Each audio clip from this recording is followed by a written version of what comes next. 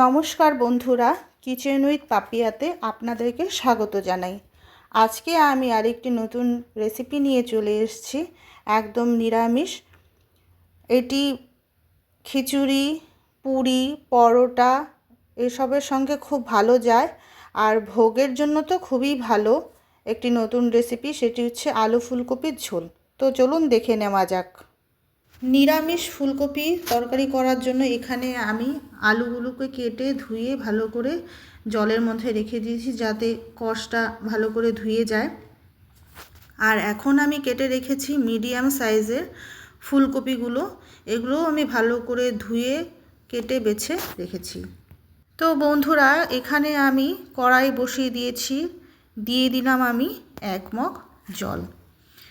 জলটাকে আমি গরম করে নিব, আর এখানে দিয়ে দিব আমি কেটে রাখা আলুগুলো। এই আলুগুলোকেও আমি একটু সেদ্ধ করে নেব।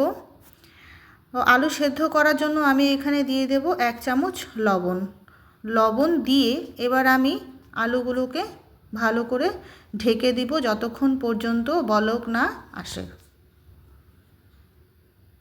তো বন্ধুরা, আমার এখানে আলুগুলি সিদ্ধ হয়ে গেছে, আর আমি একে একে আলু ফুলকপিগুলো দিয়ে আমি ভালো করে সেদ্ধ করে জল ঝরে নামিয়ে নেব। নিরামিষ মশলা তৈরি করার জন্য আমি এখানে 4টে কাঁচা লঙ্কা নিয়েছি, একটি টমেটো নিয়েছি, আদা নিয়েছি, এখানে আমি কাজু নিয়েছি আর পোস্ত নিয়েছি। তো সবগুলোকে এখন আমি ভালো করে বেটে নেব। বন্ধুরা, আমার এখানে মশলাটা করা কমপ্লিট হয়ে গেছে। তো এবার আমি চলে এসেছি গ্যাসের দিকে। গ্যাসটাকে আমি অন করে কড়াইটা গরম হতে দিয়ে দিয়েছি। কড়াই গরমও হয়ে গেছে। এখন আমি দিয়ে দিব সর্ষের তেল। সর্ষের তেলটা গরম হতে হতে দিয়ে দিব আমি কেটে রাখা আলুগুলোকে আমি খুব ভালো করে ভেজে তুলে নেব। এখানে আমার আলুগুলো ভাজা হয়ে গেছে, আর আমি এখন দিয়ে দিব ফুলকপিগুলোকেও আমি ভালো করে ভেজে নামিয়ে নেব যতক্ষণ পর্যন্ত লাল না হয়। ফুলকপিগুলো ভাজাও হয়ে গেছে, এখন আমি এগুলো নামিয়েও নিয়েছি। আলু ফুলকপির তরকারির জন্য ফোড়নে দিয়ে দিব আমি এখানে দারচিনি, লং, শুকনো লঙ্কা আর একটা এলাচ, আর দিয়ে দেব গোটা জিরে। তো ফোড়ন আমার হয়ে গেছে, এখন আমি পেস্ট করে রাখা মশলাটাকেও আমি ভালো করে কষিয়ে নেব। এবার আমি দিয়ে দিব গুঁড়ো মশলা।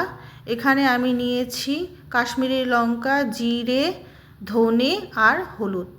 বন্ধুরা, আমার এখানে মশলাগুলো কষানো হয়ে গেছে। আমি এখন দিয়ে দিব ভেজে রাখা আলু আর ফুলকপিগুলো। আলু ফুলকপিগুলোকে আমি ভালো করে কষিয়ে নিয়ে দিয়ে দিব এখন আমি পরিমাণ মতো লবণ দিয়ে ভালো করে কষিয়ে নিয়ে দিয়ে দিব আমি এখানে গরম জল।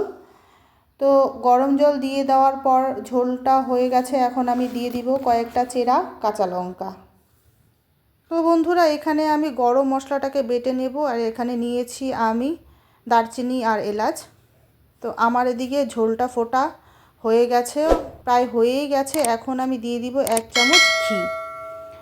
তো ঘিটাকে আমি দিয়ে ভালো করে একটু নাড়াচাড়া করে রাখবো।